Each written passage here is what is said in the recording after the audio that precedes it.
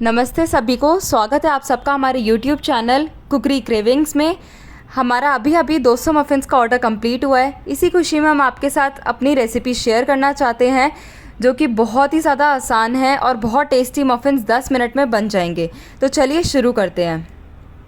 Muffin बनाने के लिए सबसे पहले हम लेंगे 1.5 कप मैदा, 1 कप, और उसको 1 कप को भर के ऊपर से इक्वल करना है। ये नहीं है आपने भर के ले लिया। उसके बाद हम लेंगे 1/2 कप मैदा, 1/2 कप को भी हम इक्वल करेंगे और इक्वल करके हम एक छलनी में डालते जाएंगे। ये हो गया हमारा 1.5 कप मैदा।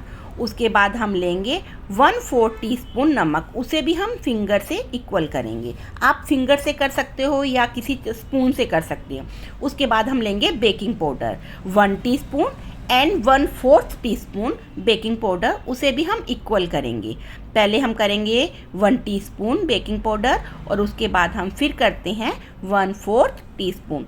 आपको इन कप और स्पून का मेजरमेंट करने के लिए आपको इसके ये कप लेने ही पड़ेंगे।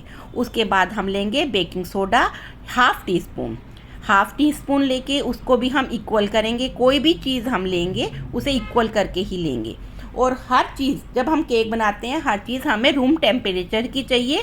फ्रिज की रखी हुई हम कोई चीज़ भी नहीं लेंगे। अब हमने बेकिंग सोडा लिया 1/2 टीस्पून। अब हम इन सब चीज़ों को एक छलनी में छानकर एक बाउल में अलग रख लेंगे।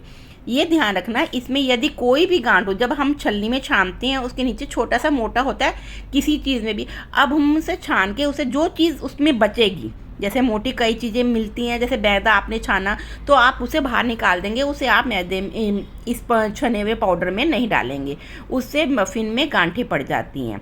जैसे हमने ये छानना, अब छानने के बाद इसके अंदर देखो आपके साथ थोड़ा सा मोटा आया हुआ है, जो हम आपको दिखा रहे हैं, ये हम डिस्कार्ड कर देंगे। अब हम इसको अलग रख देंगे। अब हम दूसरा बोल लेंगे, उसमें हम लेंगे 1 कप दही। दही आपका अमूल का होना चाहिए या घर का लो तो गाढ़ा दही होना चाहिए। उसे भी हम इक्वल करके अलग बाउल में ले लेंगे।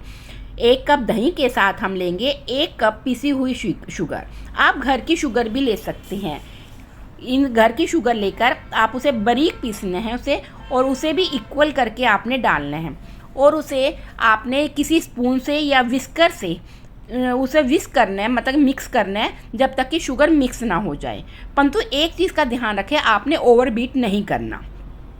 इसे ओवरबीट करोगे तो उसके जो एयर होती है वो निकल जाती है, तो आपको ओवरबीट नहीं करना। अब मैंने जैसे स्पैचुला रखा है, आप इसकी जगह विस्कर ले सकते हैं। विस्कर से बहुत अच्छा ये मिक्स होता है। परंतु ये ध्यान रखना, आप ज़रूरी है एक चीज़ का ध्यान रखना कि आप फ्रिज में रखी हुई कोई भी चीज़ नहीं लेंगे। केक बनाओ, मफ़िन बनाओ या बिस्किट बनाओ, इसमें कोई भी चीज़ फ्रिज की रखी हुई नहीं लेंगे, सिर्फ रूम टेम्परेचर की लेंगे। अब आप मेरे हाथ को ध्यान से देखो, मैं कैसे मिक्स कर रही हूँ। जब ये मिक्स हो जाएगा तो आपको पता लग जाएगा नीचे इसमें शुगर नहीं है। यदि आपकी चीनी मोटी होगी तो इसमें गांठें होंगी। जब हम मफ़िन बनाएंगे, यदि मोटी शुगर इसमें पीसीज रह गए शुगर के, तो वो आपके मफ़िन दब जाएंगे, वहाँ से वो पानी छोड़ देगा मफ़िन। अब हमने जब देखो हमने मिक्स कर लिया, अब हम इसमें डालेंगे विस्कर से मिक्स करके, अब हम इसमें डालेंगे ऑयल कितना डालेंगे? 1/2 कप। 1/2 कप ऑयल डालेंगे। परंतु ऑयल आपको कोई भी फ्लेवर वाला नहीं चाहिए। आप सनफ्लावर का सोयाबीन ऑयल ले सकते हो, सनफ्लावर ऑयल ले सकते हो, जैसे सरसों का तेल हो गया। और कोई भी फ्लेवर वाला नहीं लेना, आपको फ्लेवर लेस लेना है। अब हमने लिया है फॉर्चून का सनफ्लावर ऑयल लिया है, हमने ये डाला आधा कप डालने के बाद आप इसको एक ही डायरेक्शन में मिक्स करेंगे। आप 2 डायरेक्शन नहीं करेंगे। ये नहीं है आपने एक बार सीधा कर दिया, दूसरी बार दूसरी तरफ चला दिया। जिस साइड आप चला रहे हो इसे वैसे ही चलाते रहना है। कब तक चलाना है आपको? जब तक ऑयल मिक्स नहीं हो जाता। ये ज़रूरी ध्यान रखना है, ऑयल बिल्कुल अच्छी तरह मिक्स हो जाना चाहिए। ओवरबीट नहीं करना। ये नहीं है कि आपका मिक्स हो गया और आप उसे हिलाते रहो, वो काम नहीं करना। अब इसमें हम डालेंगे 2 बूंद, मतलब कि हमने जेल कलर लिया है येलो। आप सिर्फ 2 या 3 ड्रॉप्स इसमें डालेंगे। इसके बाद आप या तो मिक्स्ड फ्रूट फ्लेवर डाल सकते हो एसेंस का, या फिर आप मैंगो का, पाइनएप्पल का, ऑरेंज का, ये तीनों 3 ड्रॉप डाल सकते हो। और इसका देखने का कैसा है, ये हो गया जब आप 2 डालोगे आपका 1 टीस्पून हो जाना चाहिए। परंतु एक चीज़ का ध्यान रखो, जब फ्लेवर हम खोलते हैं, जो नई शीशी होती है उसका फ्लेवर बहुत स्ट्रॉन्ग होता है, उसमें आप सिर्फ 2 या 3 ड्रॉप्स ही डालोगे तीनों के। यदि आपका पुराना है तो आप उसे 1 टेबलस्पून तीनों को मिक्स करके डाल सकते हो और इसको दोनों को मिक्स कर दो।